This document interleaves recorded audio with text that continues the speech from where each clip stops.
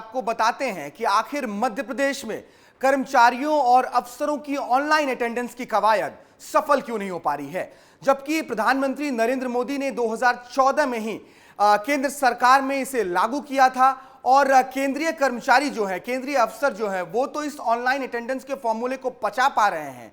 लेकिन जब बात मध्य प्रदेश के कर्मचारियों की जाए, मध्य प्रदेश के अफसरों की जाए, तो पूरी की पूरी कवायद फेल नजर आती है।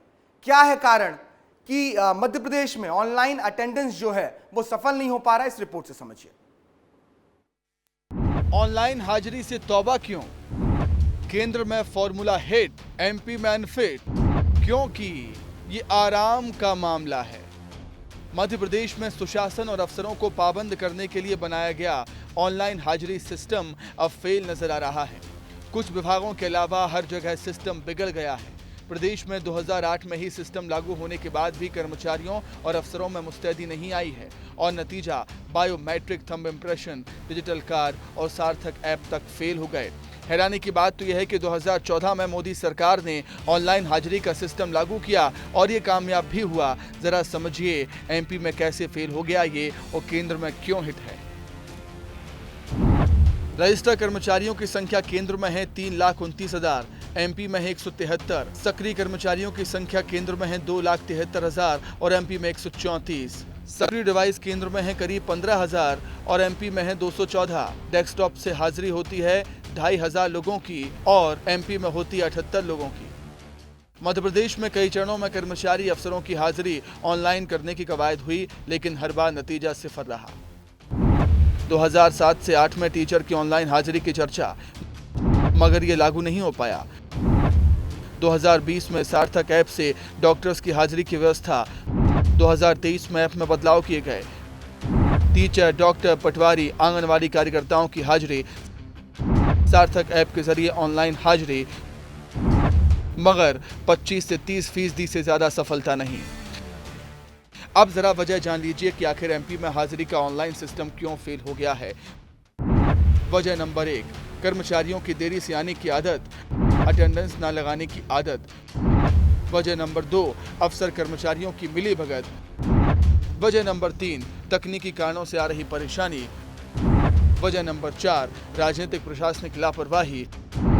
वजह नंबर 5, कर्मचारियों को किसी और काम में लगाना। वहीं इस मामले में बीजेपी अपनी ही सरकार का बचाव कर रही है।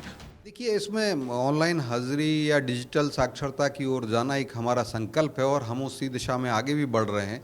बहुत सारे अनेक कार्यक्रम चलाए जा रहे हैं, प्रशासनिक स्तर पर चलाया जा रहा है, शासकीय कर्मचारी अधिकारियों के स्तर पर चलाया जा रहा है और इसको हम आगे भी लेके आएंगे और कहीं इसमें हम सफल होंगे ज़रूर। तो वहीं कांग्रेस ने व्यवस्था फेल होने का तंज कसा। यहाँ दफ्तरों में रूटीन के ना तो कोई काम होते हैं, रूटीन में दफ्तर में ना कोई आता है, हाँ, और जिसको छुट्टी बनाना हो छुट्टी बनाए, जिसको आना हो आए। दफ्तरों में जो अराजकता है उसके कारण जो नियमित कार्य का संपादन है बहुत बुरी तरह से प्रभावित हो रहा है। केंद्र सरकार में ऑनलाइन हाजिरी का फॉर्मूला सफल है, लेकिन एमपी में ये फॉर्मूला अनफिट साबित हो रहा है। लेकिन प्रशासनिक कसावट के लिए जरूरी है कि अफसरों और कर्मचारियों के लिए ये लागू किया जाए, जिससे जनता को परेशानी ना हो और फायदा मिल सके। ब्यूरो रिपोर्ट, विस्तार न्यूज।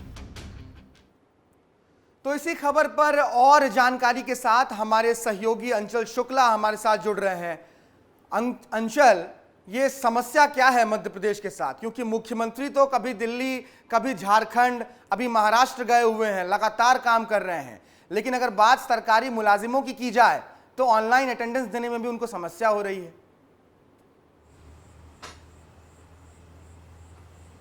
सूरज, ये समस्या कोई आज की नहीं है। 2008 में मध्य प्रदेश में ये व्यवस्था शुरू की गई थी जब बोर्ड परीक्षाओं के रिजल्ट खराब आए थे।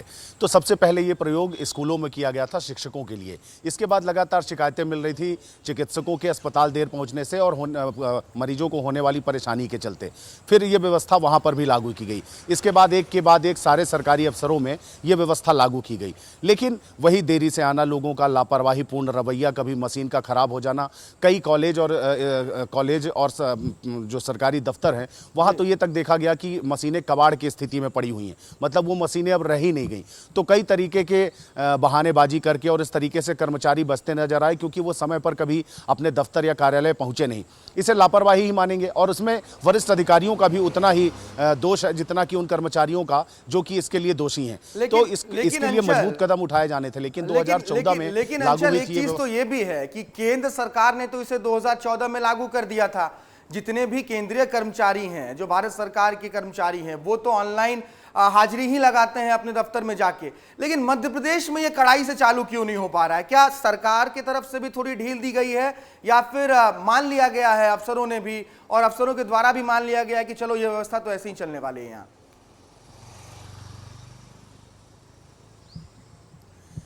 नहीं सूरज, इसे लापरवाही कहेंगे। ये लापरवाही है, इसमें दोष उनका है जो जिनके अधीन है ये कर्मचारी, जो अपनी हस्ताक्षर प्रक्रिया ऑनलाइन नहीं करते हैं या अपनी अटेंडेंस नहीं लगाते हैं। और केंद्र की अगर बात करें तो देखिए किस तरीके से केंद्रीय कर्मचारी और अधिकारी जो है इसमें अपना अनुशासन भी दिखा रहे हैं। ये एक अनुशासन की श्रेणी में भी आता है कि आप समय पर अपने कार्यालय आएँ, अपने कार्य को मुस्तैदी से करें और जब जाएँ तो बाकायदा ऑनलाइन अपनी उपस्थिति दर्ज कराएँ।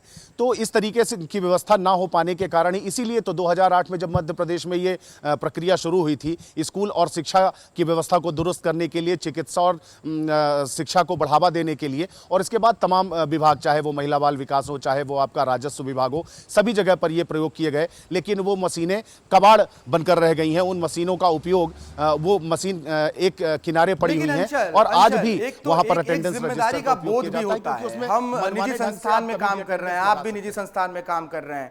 जब हम सही समय पर आ सकते हैं, ऑनलाइन हाजिरी लगा सकते हैं, तो फिर सरकारी कर्मचारियों में इतनी ढीठ क्यों है, उनमें इतना ठेठपना क्यों है कि हम तो भैया कुछ भी आप कर लीजिए, आपकी ऑनलाइन हाजिरी पर हम पंच नहीं लगाएंगे? ये ऐसा क्यों है, ये रवैया क्यों है? देखिए, सरकारी कर्मचारियों की निगहबानी उस तरीके से नहीं होती जैसे कि प्राइवेट कंपनी में या निजी संस्थान में काम करने वाले कर्मचारियों की होती है।